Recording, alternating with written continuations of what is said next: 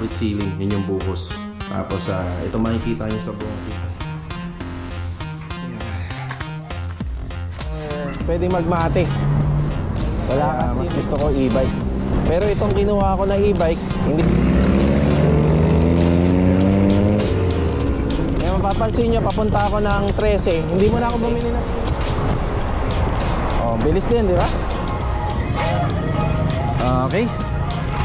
Bibili naman po tayo ng skim coat. Skim? Nako, may kabigatan din po ako. Plus itong sa PVC panel nasa 10 cm. Yan, may mga kompleto yung video. Reality vlog kasi ito. Face part niya yan. Tara. Okay, dito muna tayo dumaan. Hindi muna ako bumili. Pero dito yun. Yung nakita nyo parang cabinet na maliit. Yan dito. May kamahalan. Pero sa akin na. Ayan, ano gamit kagaya nito, air compressor. Yan, mahalaga po ito. Ayan, good morning mga karos. Bali, September 7, araw po ng Webes. Ayan, dito ulit tayo sa Block 7, sa project po natin sa Phase 5. Ayan, bali si Kuya Dindo pa lang po yun nandito.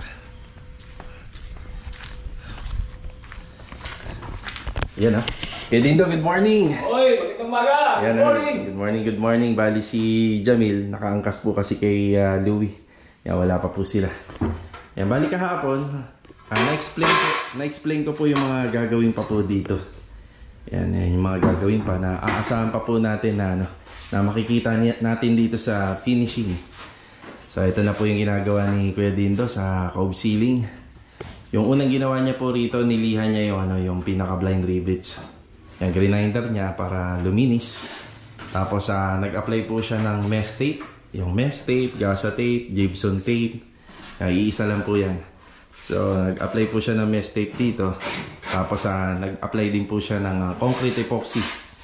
Yan, doon sa mga dugtungan po yun. Dugtungan ng ating mga hardeplex or cement boards. Tapos nag-primer. Yan, primer. Tapos ito.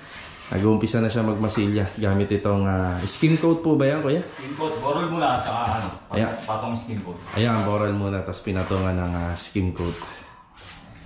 Yun Ayan, wala pa si Jamil. Ito, ano rin to, kami rin yung may gawa ng kisame na to. Meron kasing ano to concrete ceiling, yun yung buhos. Tapos ito makikita nyo sa buong kisame na to, lahat to. Nilagyan namin or in-installan namin na metal paring tapos yung cement board. Yan, ganyan po siya. Ayan.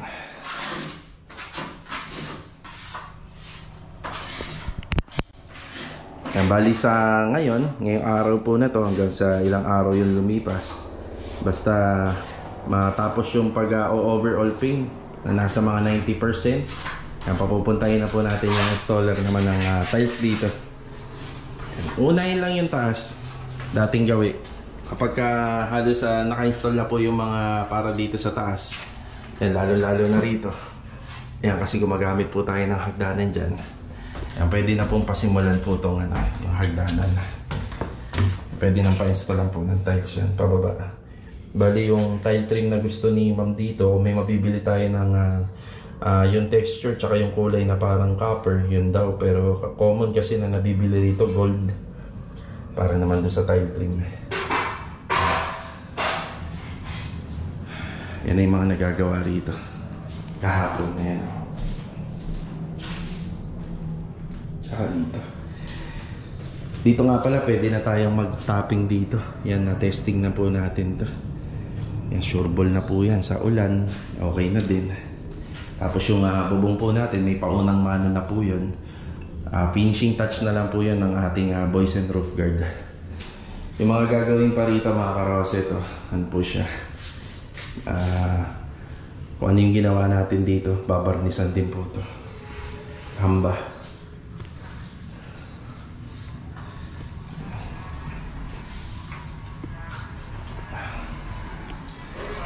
Mga nandiyan na sila Jamil, ayan si Louie.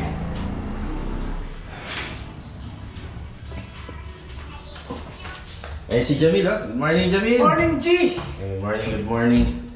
Assignment natin dito ngayon sa taas, Jamil. Yan. Sige ha. Tapos barnis. Ikaw nang bahala dun sa DIY natin, no? Yung sa sanding. Yung kahapon. Kahapon nagpabili si Jamil ng rugby. Pero mas maganda pa rin, Jamil, meron tayong ano, no? Yung bala talaga. So DIY lang para hindi po hindi po magastos. Wala tayong bala eh. Yan, kadalasan naman po ginagamit lang namin yan pagka nagduduko o kaya ito nagbabarnis. Ayan na.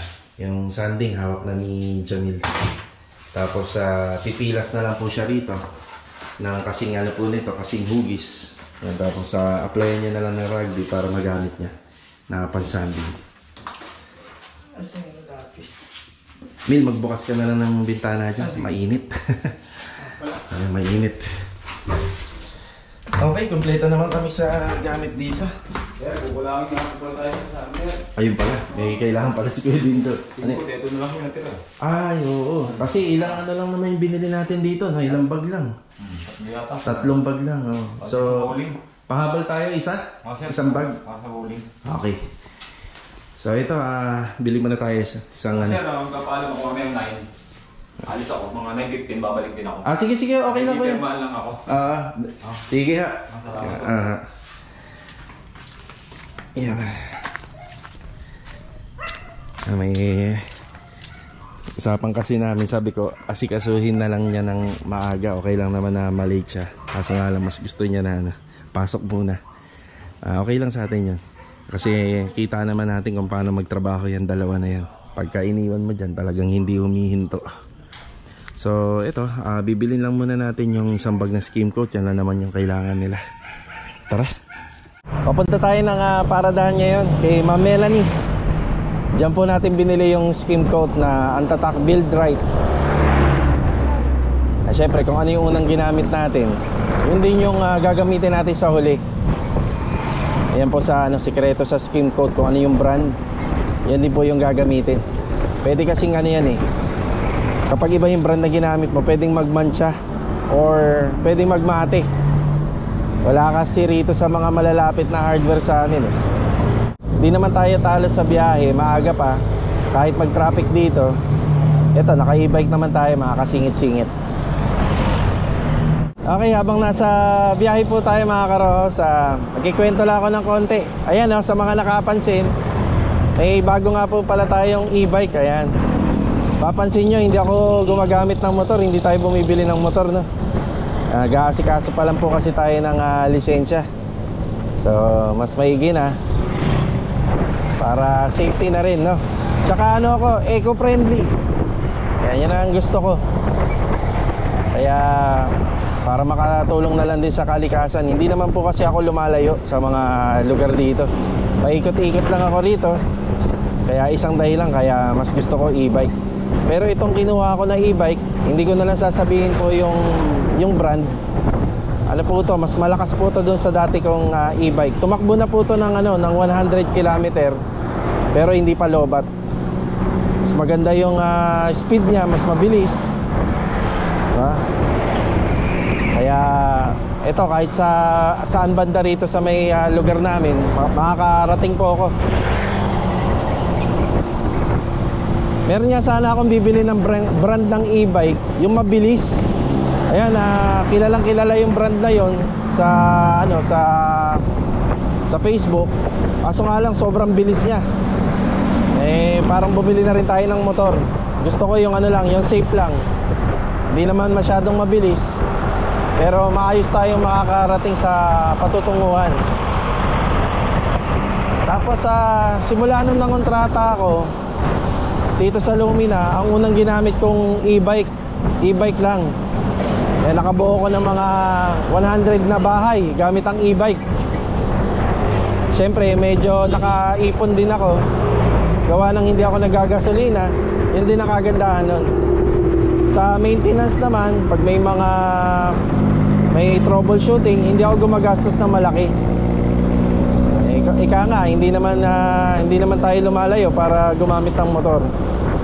Bali yun yung dahilan kung bakit e-bike, diba? Hindi ako masyadong nagagastusan, isa yun. Bali yung luma kong e-bike, yung anak ko na yung gagamit pagka papasok sa school.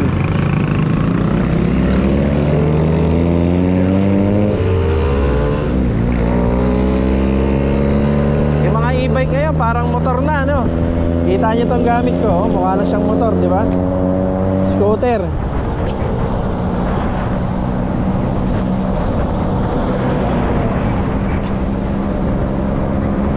Tumatakbo pala to mga karos ng ano, ng 50 km per hour. Yan ang tinatakbo niya. Mabilis-bilis din ng konti, di ba? Eh, napapagaan kasi nito yung trabaho ko. Pagka meron lang bibili ng maliliit na bagay, e-bike lang, kahit magpabalik-balik ako, okay lang kasi hindi naman tayo kumukonsumo ng gasolina. Tsaka napakatagal po nitong malobat.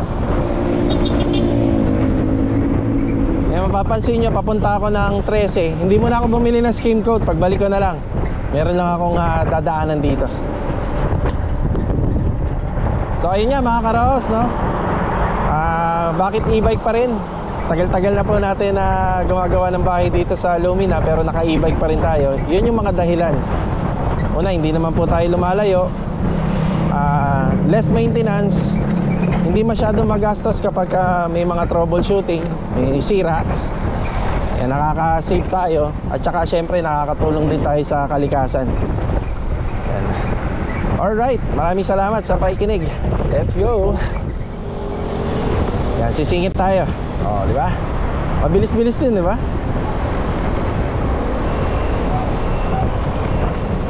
Wow. Yan, papunta tayo ng 13. Oh, bilis din, di ba? Woo! Hindi ganun kabilis yung takbo niya, pero mabilis-bilis na rin. Saktuhan lang para sa mga nag-iingat. Oh. Oh, di ba? Sa 13 na tayo. Alright. Bali dito tayo pupunta sa 167 Shoppers Mart. Ayan, dito sa may tapat ng SM 13.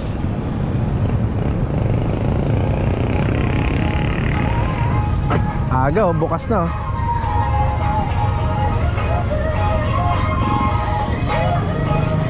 Okay. Okay, dito na tayo sa loob. Ito lang yung binili natin, yung Diamond Holso. Meron kasi sa online ito, pero yung mga nabili ko sa online hindi tumagal. Ito medyo malayo rito. Para sa susunod na project, yan, may stock na tayo. Nakakatulong to sa pambutas ng tiles dun sa mga tubo, sa kuryente, yan, sa pipe, para accurate yung butas, di ba? Ayan mga karos, okay na po tayo rito sa 13. Yan lang po muna yung pinunta natin dito. Ayan na. Alright.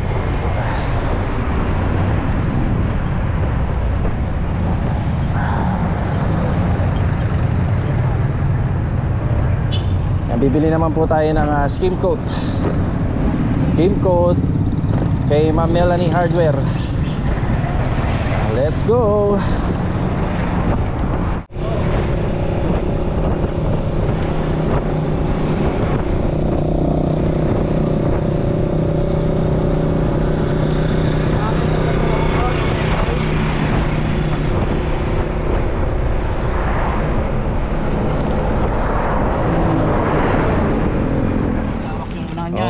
Thank you ha pare.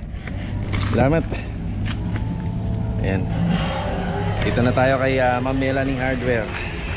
Ayan, isang skim coat lang. Kung ano yung unang ginamit namin, build right pa rin. Laking tulong talaga ng e-bike na to. Halos lahat naman. Pero mas mas maganda yung improvement ngayon. Malayo yung nararating. Ma'am, okay na. Papa-inspect muna natin. Busy. Sige, ma'am, okay na. Thank you. Tara. Ayan mga karos, dito na tayo sa Lumina. Grabe yung battery. Parang hindi man lang nabawasan. Malayo na yon, yung 13. Naka double disc brake nga pala yung magkabilang gulong nito. Ayan, kagandahan din, maganda yung preno. Busina naman. Yan, malakas oh. Malakas ang busina. Yan, ako may kabigatan din po ako. Plus itong skim coat. Pero maganda yung takbo. Malaki ang may tutulong nito sa ginagawa kong project. Mas lalong mapapagaan.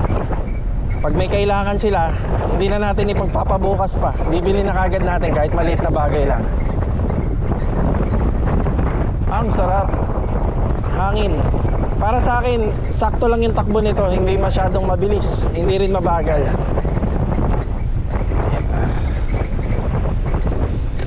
Ayan, dito na po tayo.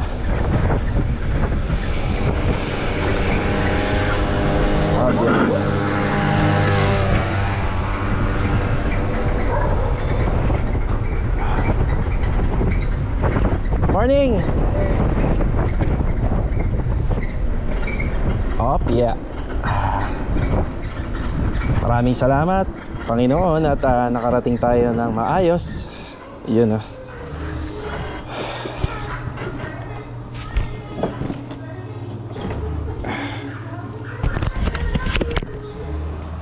Yeah, hindi man lang nabawasan yung battery natin. Ayan. Tapos yung additional na skim coat natin ay isang bag.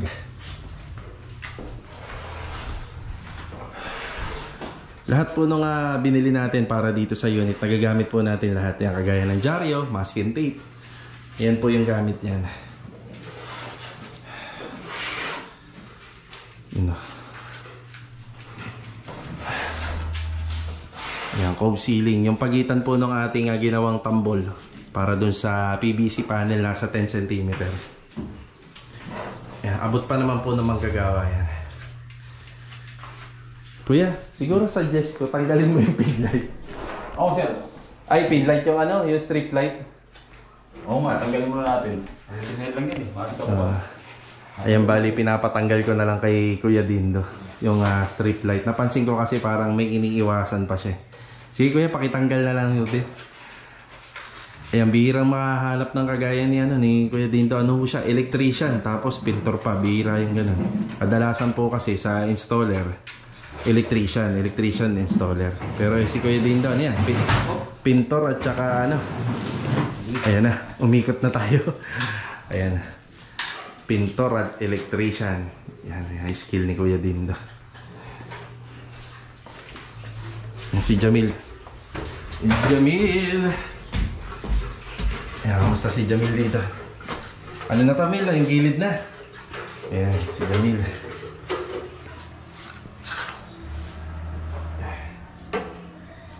Gilid. Pinatanaw pa yung isa mo. Ano ba yan nila? Top coat o lacquer sander? Sealer. Bali dito ano? Sanding sealer. Nakapag yung kulay. Sanding sealer. Ayun yung mga materialis natin. Lacquer flow meron pa. Pero pa puno-puno pa yung lacquer. Ayan na. Meron pa. So bibili ulit tayo isang galon ng ano. Lacquer sanding sealer no? At saka lacquer thinner. Clear gloss ka. Clear gloss at saka lacquer thinner. Yan, may mga babarnisan pa naman sa baba. Halalay lang sa materials. Yung tig isang galon. Lacquer thinner at saka clear gloss lacquer.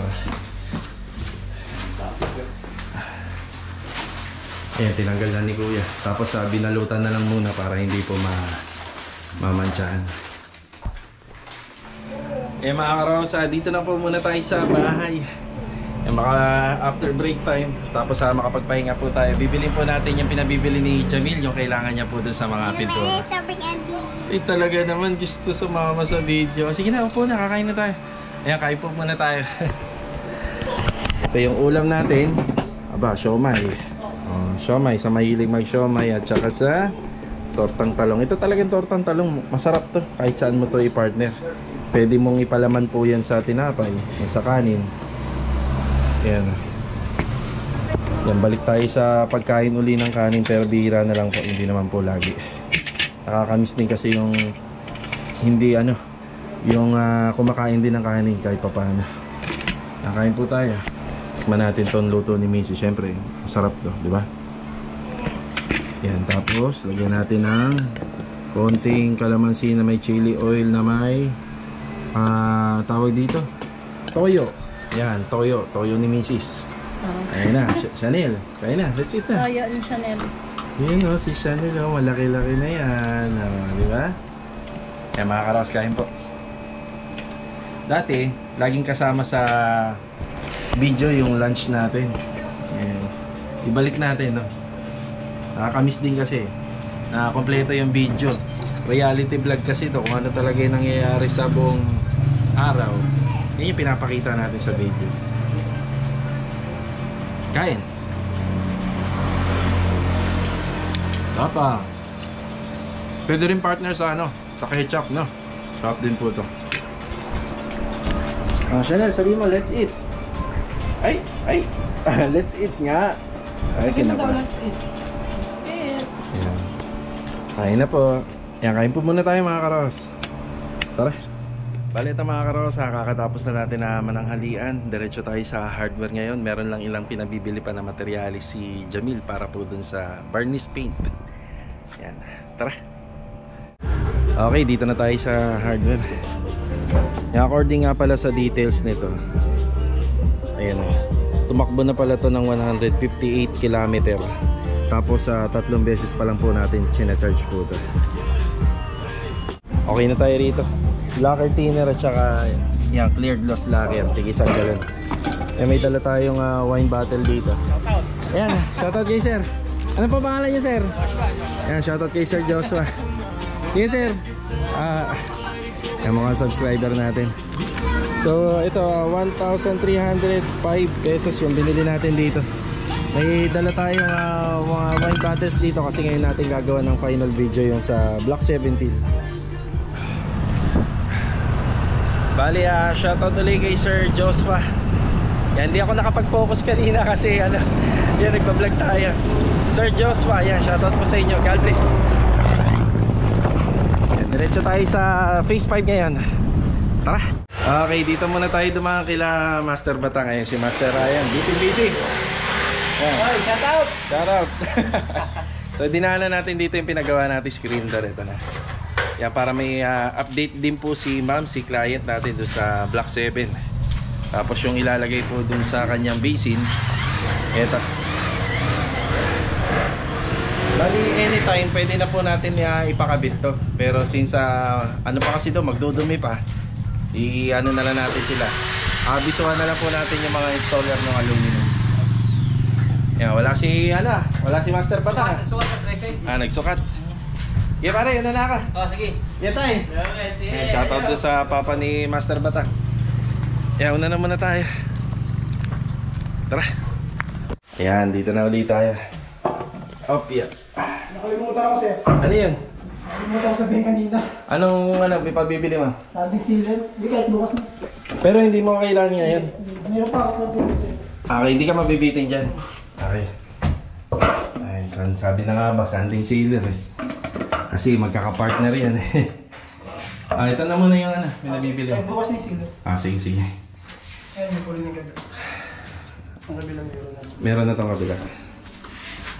Ayun. Ipita na lang. Ano to? Ipita na lang sealer. Ipitan na lang. Tapos ito pa final na. Tatap. Okay. Tapos ito mamaya, tapos ito. Meron na rin pala yung hamba. Binibiran mo na. Yun. Stop pa lang yan. Sige. Paano bukas na yung sanding sealer? Kahit bukas ito. Hindi muna ako bumili. Pero alam ko na kailangan kasi magkaka-partner yun eh. Sabay-sabay na uubos. Ang dito. Bali dito, ganyan din. Sarado Batak Masilya. Dito, medyo hindi pa si ma'am kung iibahin niya yung kulay nito. Sabi niya naman kasi kung marami pa daw matitira dun sa tool white na ginamit namin sa taas. Tool white na daw lahat to.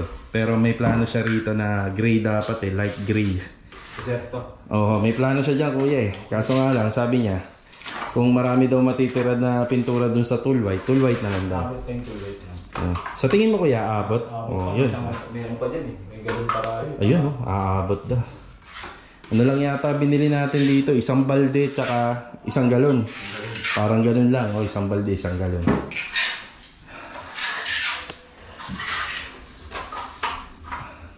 Ay, sa kisan eh. Ito lang yung tinatrabaho ng gusto kasi may kantuhan yan eh. Para mapalitaw natin yung mga kanto niya, yung square. Yan lang yung tinatrabaho ng maigi. Tapos tingnan nyo itong pader na to. Sarado batak masilya din yan. Samano na pwede. Oo. Yun yung nagtatanong nga pala, no? Kapag masyadong pinakapal yung masilya, may tendency talaga na magbitaka, no kuya?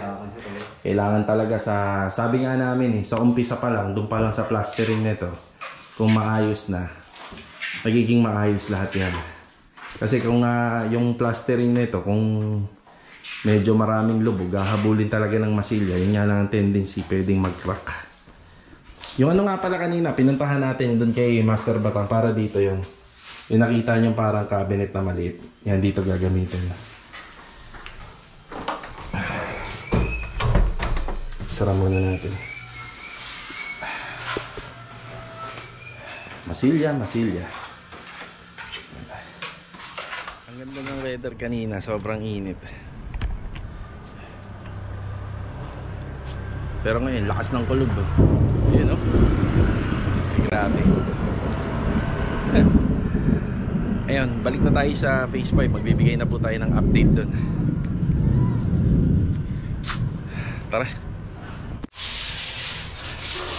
So ito yung update dito. Wall and ceiling. So sa ceiling natin yung pinaka drop light. Yan yung binibira nila kuya dito. Tapos itong sa wall. Yan, may unti lang tayong sasagutin dito. Matagal na to kay Pip Lube Guban. Ang hirap. Ayan. Pip and Hazel. Ayun, si Sir Pip and Hazel. Matagal na nilang comment to. So, ito po yung sa railing. Square bar po yung ginamit dito. Yan, puro square bar yan. Sa tansya ko, 10mm yan. Yan, 10mm. Tapos, meron din po tanong si Ma'am Mercy. Yan, Ma'am Mercy, ngayon ko lang ito nabasa. So, ano daw ba yung mas mura? Yung binili sa Vista Mall na hanging cabinet o yung wala siyang nilagay dito eh. Pero ang pagkakaintindi ko, yung parang ganito, yung kami yung gagawa.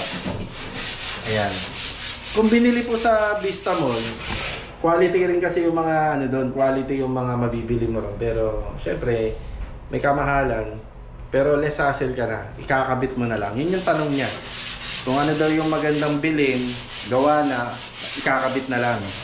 Pero kung suggestion ko rito ma'am, kung mayroon kayong mga ipapagawa na parang ganito, mas makakatipid po kayo kasi isasabay na po yan. Yung mga retaso na matitira dyan, gaya nito, maliit lang. Yan, maliit lang to. Yan, isasabay na po. Siyempre, depende na lang po kung paano kayo mapapagastos. Depende kung anong klaseng pintura yung gagawin. So, ayan, nakadepende. Pero mas suggestion ko, kung magpaparenovate naman po kayo, ipagawa nyo na lang po sa magre-renovate. Kasi kapag bumili po kayo, kung ano lang yung sukat na meron doon, yun lang po talaga kayo yung mag-a-adjust. Hindi kagaya rito sa mga nire-renovate namin, nakakapag-adjust pa tayo ng sukat. So, ayun lang. Yan, sana makatulong. So, ito. Tuloy-tuloy lang po yung mga preparasyon dito. Yan yung update. Yan, mga preparasyon po dito sa cove ceiling sa mga susunod na araw. Maganda na to. So, yung color paint nito, ano lang po, flat white lang. Ang flat white. Ito lang yung mga matatrabaho. Yan, mga TV cabinet.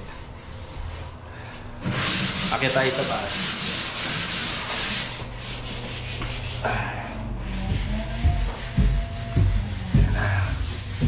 Nandito si Jamil. Ayan. Ayan na po yung ginagawa ng Jamil. Wow. May clear glass na Jamil na. Yun o. Si Jamil, ang ano naman po pala nito, ang skill nito, yan, pintor. Pintor, babaero. Ayan. Ayan, ano rin to mga karos, maasahan din po natin to sa pag-assist sa mga mason. Yan, marunong rin siya magpalitada. Ayan, nakita ka na yan, mahawak ng palitada yan. Yan. Pero dito, kaya nandito si Jamil, hindi lang po sa pagpipintura ng mga kisame at saka ng mga pader. Ito talaga yung pinaka-inaaral niyang skill na namana niya po sa papa niya. Ayan, yung papa nito talagang the best din magpintura. Biyasa. Yan, veterans. Shoutout. Ayan o, shout out. Shoutout sa nagsabi sa akin, Pogi. Yun o. Sino Nabasa mo ba yun? Nabasa mo? Sino ba yun? Eh, hindi natin kilala yun, yung mga nagko-comment. Baka natutuloy na kayo. O, bale ito mga karo sa katuwaan lang. Kung talaga bang sa video, para kasi sa akin pogi ito eh. Pogi ito si Jamil. Pwede niyong puntahan si Jamil dito para malaman niyo talagang pogi. So, ayan, yan po yung update dito sa ginagawa ni Jamil. Ayan na. Dati, si ma'am, yung client namin dito, yung pagpipintura daw ng mga ganito, akala niya, napakasimple lang. Pero nung araw-araw po siyang nanonood dito sa channel natin, syempre siya yung number 1 na manonood dito dahil bahay niya to, di ba? Yun, nagulat siya na marami pala daw na proseso. So, ganun po talaga. Marami po talaga siyang proseso. So, pero meron naman po mga madadaling pamamaraan yung pwede ka mag-DIY sa bahay. Pero hindi mo nga talaga kayang i-apply lahat kung wala ka namang gamit kagaya nito, air compressor. Yan, mahalaga po to para maging quality po yung trabaho. Pero may mga alternative way naman na kahit hindi gamitan yan. Pero depende sa satisfaction mo kung okay sa inyo yun. Kasi yung mga lacquer type, kapag hindi mo ginamitan ng spray, parang bumabakat yung brush mark niya. Hindi kagaya ni, yun, kumukulo, sabi ni Jamil, kung narinig sa camera. Hindi kagaya nito, tingnan niya. Napaka-plain na. Napaka-plain niya, napaka-solid niyan, tingnan. Yeah, umuulan na naman, pero hindi na kami nag-worry kasi subok na po tong area na to. Subok na.